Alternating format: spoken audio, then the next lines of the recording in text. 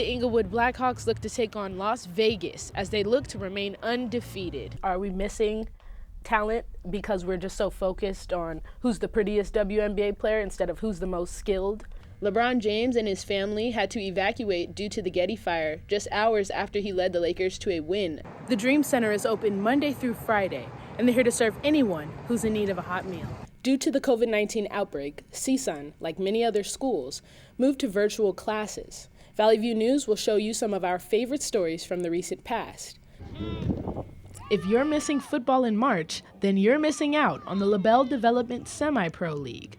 Last weekend, the Inglewood Blackhawks played the Santa Clarita Tigers, and for Inglewood, it was their defense that was unrelenting. Defense wins championship, offense wins games, and without those two components, we wouldn't be where we are today.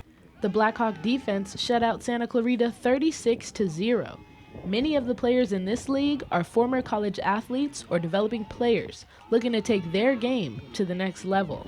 I got some experience playing in the IFL, playing in the Arena League and things like that, playing with the Inglewood Blackhawks. It's a very good organization, and they have a great owner, great staff from top to bottom. Hopefully the XFL, NFL, somebody comes and grabs me. The team only practices together once a week. Nevertheless, they have a talent that allows them to dominate their competition. They're 5-0 and are the highest scoring offense in the league. Offensive lineman Lonnie Bickham says that lately, team chemistry has come together. The blocking scheme has improved, every week more and more and more, and these guys are, honestly, for guys that have just played together for the first time, it's amazing to see what they can do. Next week, the Inglewood Blackhawks look to take on Las Vegas as they look to remain undefeated. In Inglewood, I'm Brittany Smith, reporting.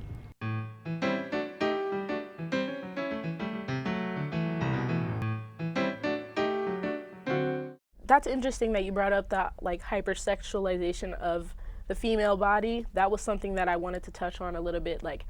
How do you feel the female body in sports is looked at?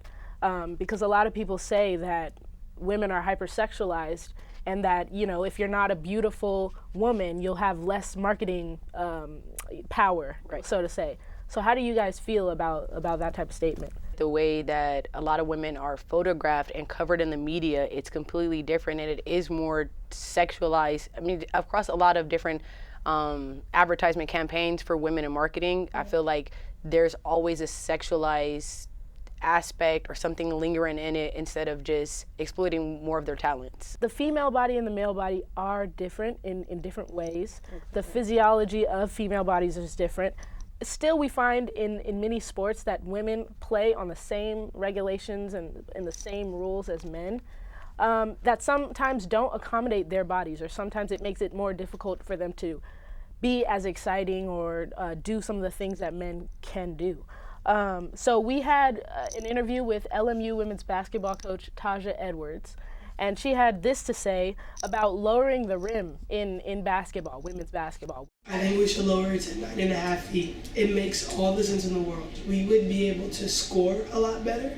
We would be able to dunk. It would be a lot faster, and our percentages would go up for field goal efficiency, 100%. So how do you ladies feel about that idea? I'm accustomed to, stepping back to the three-point line and hitting from there on a regular height.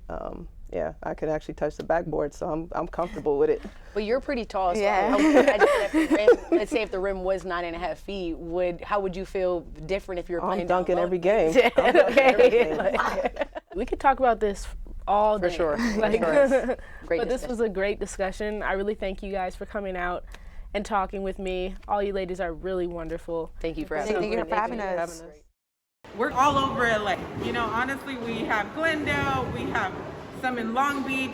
The Dream Center hands out over 11,000 meals a day to the people of LA. We have some in Southgate. Tatiana Galvez works with the Dream Center. She delivers meals to the homes of the elderly in the community. Hey, how are you?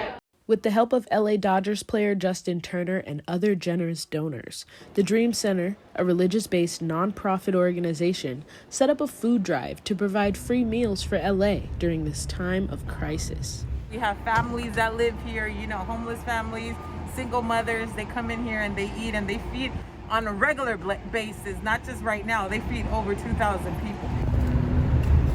For some elderly who can't leave their homes, the Dream Center's delivery is a big help. It's also free of charge. If you need a meal delivered to you or an elderly person you know of, you can apply online at thedreamcenter.org for a delivery. Bye, Miss Gloria. Here in LA, North Hollywood, we're providing hot meals to them every day. The Dream Center is open Monday through Friday, and they're here to serve anyone who's in need of a hot meal. In downtown LA, I'm Brittany Smith, reporter.